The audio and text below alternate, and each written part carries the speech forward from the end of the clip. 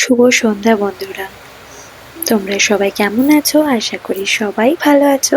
আজ সকাল থেকে বৃষ্টি হচ্ছে দেখে ঠিক করে নিয়েছিলাম খিচুড়ি খাওয়াবে। আর আমি নিজেকে প্রমিস করেছি যে আমি সপ্তাহের একটা দিন নিজেকে দেব।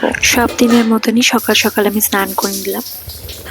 আমি কেন বলছি যে আমি সপ্তাহের একটা দিন নিজেকে নিজে দিই, কারণ আমরা মায়েরা সন্তান মানুষ করতে গিয়ে নিজেকেই হারিয়ে ফেলি। নিজেদের কিছু সুপ্ত ইচ্ছা থাকে, যেগুলো একটা বয়সে আর কিচ্ছু ভালো লাগে না।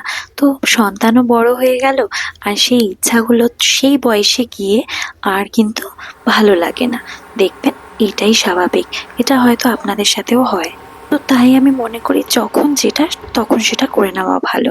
সকাল সকাল আমার এরকম চা করে এই সময়টা নিজের জন্য দিতে খুবই ভালো লাগে। চা খেতে খেতে একটু গান শোনা বা গান গাওয়া, চা খেতে খেতে আজ সারাদিন কি কি করব, সংসারে কি কি কিনতে হবে আর কিছু চিন্তা থাকে, সেগুলো সলভ করার চেষ্টা করি। এদিকে মেয়ের খাবার হয়ে গেল, তারপর আরবান কোম্পানি থেকে এসিটা সারাতে এসেছিল। চলে যাওয়ার পর মেয়েকে খাইয়ে নিয়ে নিজে সেলফ কেয়ার করা শুরু করি। সপ্তাহের এই দিনটা আমি বেছে নিয়েছি নিজে কেয়ার করব, কারণ পার্লারে তো যাওয়া হয়ে ওঠে না। তো তাই জন্য আমি বাড়িতে হেনা করে একটু ফেসিয়াল করছিলাম টারমারিক পাউডার আর কফি দিয়ে। লাঞ্চ সারলাম খিচুড়ি দিয়ে। এই যে দারুণ লাগে আমার খিচুড়ি খেতে।